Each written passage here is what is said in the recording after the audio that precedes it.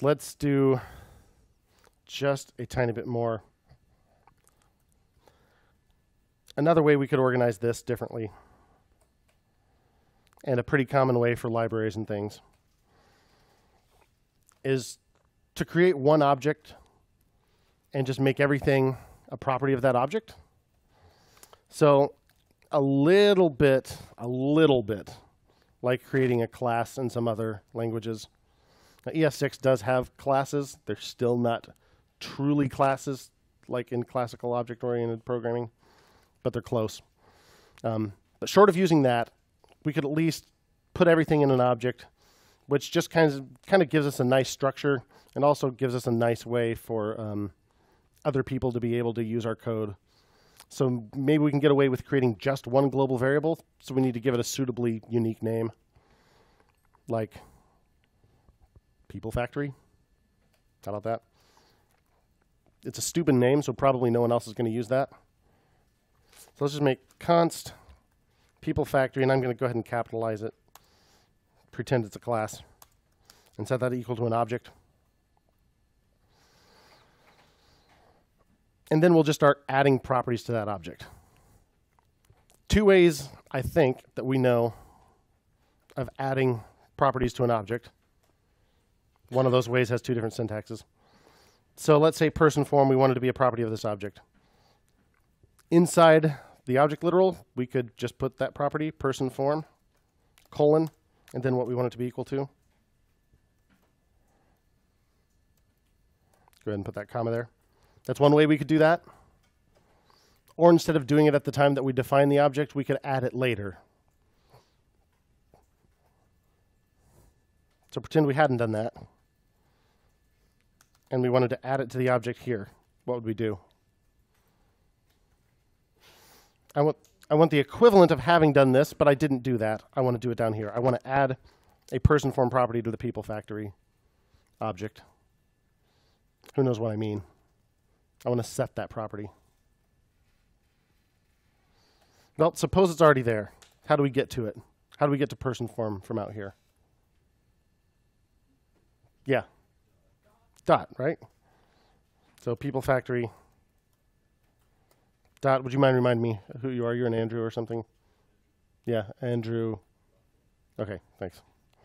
People Factory dot person form, right? That would get it. But suppose we hadn't actually set it up here. We could assign it down here, right?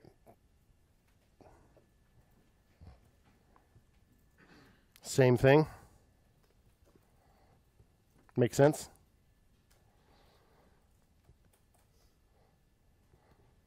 Now suppose for some reason we didn't want to use the dot syntax. What's the other syntax we could do that would be exactly equivalent to this?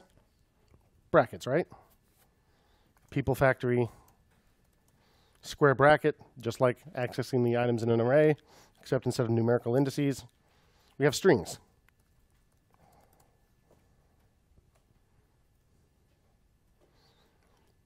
Because these property names are all really strings. We're just allowed to leave the quotation marks off if we name them a certain way.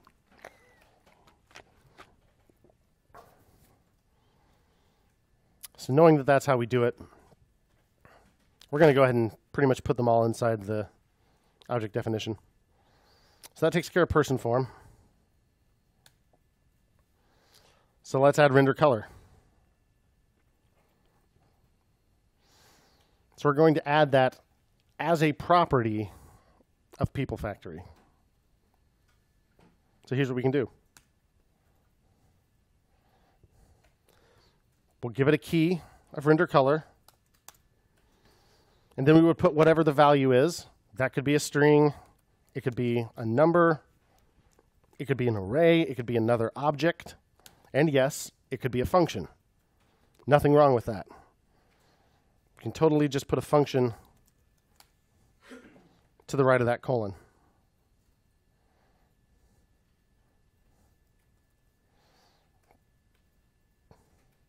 And then we'll just leave the definition of that function exactly the same for right now.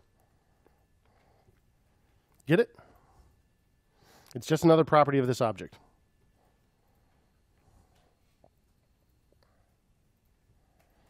It's just that that property happens to point to a function. Now over here it looks like an anonymous function, right? Because inside this function definition, we're not giving it a name. We're just assigning it to a property on an object. So vocabulary-wise, that makes it a method of that object. Again, using a term that sort of appears in classically object-oriented programming.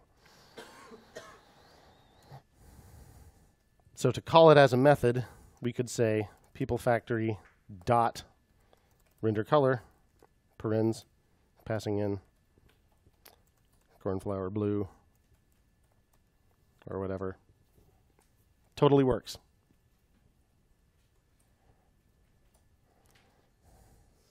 So hey,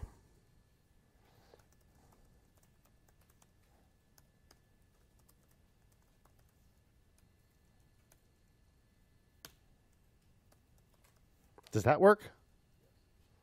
Yeah. Because this much of it, using the square brackets, is exactly equivalent to using the dot.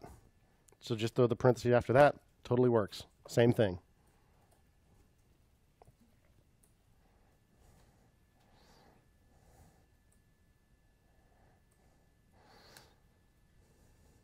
Now remember, render color is just another property of the same object, so we need a comma at the end there if we're going to add another one underneath it.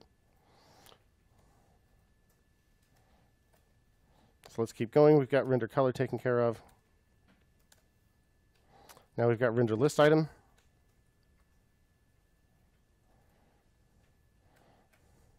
I'm going to start putting blank lines in here just to make this a little more readable. So render list item colon function field name value blah blah blah comma.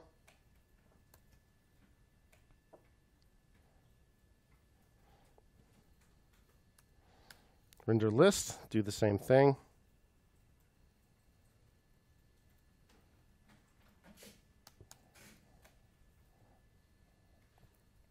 Render list colon function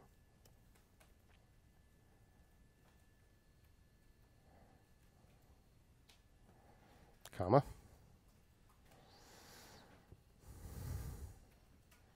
Now rather than making you do all of this and then tell you the shortcut, I'll go ahead and tell you the shortcut now. It's not that big a shortcut. But in ES6, there's a new trick for properties that are functions.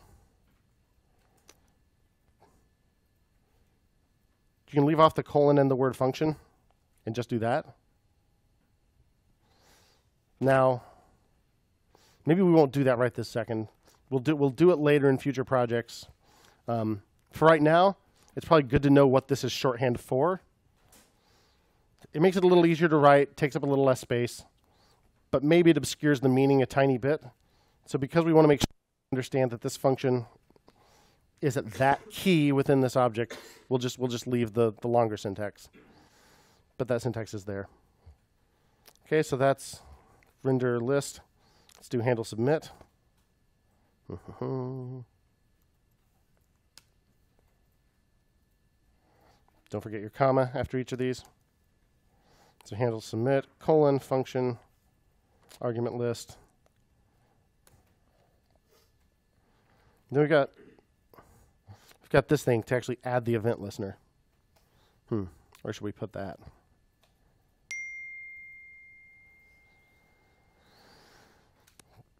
We need to make sure that this runs at some point.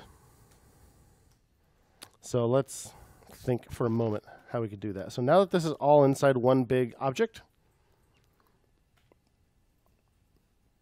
that'll define the object, but this doesn't quite work yet, right? What could we do to make this work? Or come closer to working? So person form isn't just person form anymore, right? It's peoplefactory.person form. So we could do that. We could say peoplefactory.person form, add event listener. But then handle submit isn't just handle submit anymore either, is it? It's peoplefactory.handle submit. Gross. This is not how I want to do this. let's instead put this somewhere inside our object. So here's what I'd like to do. I'd like to make a single function that I'm going to run as soon as the page loads. So I've got this one data object here with the form. And then let's make a function called, how about init? Don't forget your comma.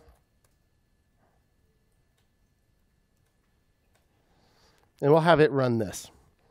Now that code's going to have to change a little bit, but we'll worry about that in a minute.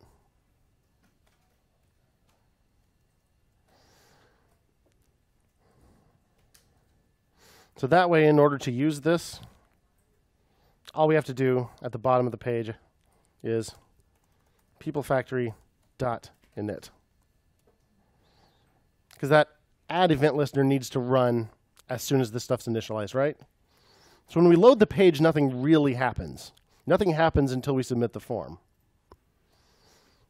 But nothing will happen when we submit the form either, unless that line with the code add event listener has been executed. So if the whole event listener thing is blowing your mind just a little bit, if you look at the day one notes, there's a link to this, this blog post about events in JavaScript. It has about an 11-minute video that goes into a little more detail than we do about how all this works. And there's an accompanying blog post if you don't like watching videos. And I think it's pretty helpful. Helpful enough that I've now made this my desktop background so we can refer to it when we need to. So hold that thought for just a moment and let's think about other apps that we use, such as Visual Studio Code. When we load Visual Studio Code, nothing happens, right? It opens up some little welcome screen. Nothing happens until we take some sort of action. Like maybe we click a file over in the sidebar. I click index.html. Now when I click, something happens. When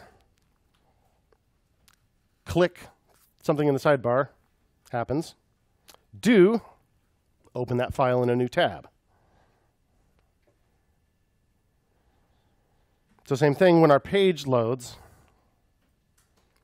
nothing really happens except it starts waiting for something else to happen. When the form is submitted, do something. Run handle submit. So that's what we're doing when we call add event listener. We're saying when this event happens, do this thing. React to that event. So this first blank, that's the event. That's the event we're listening for. The first argument to add event listener. Submit or click or whatever. Do something. That's a function. So I have to tell it when this event occurs, run this function. And that's all we're doing with add event listener. We're just telling it when one thing happens, do this other thing.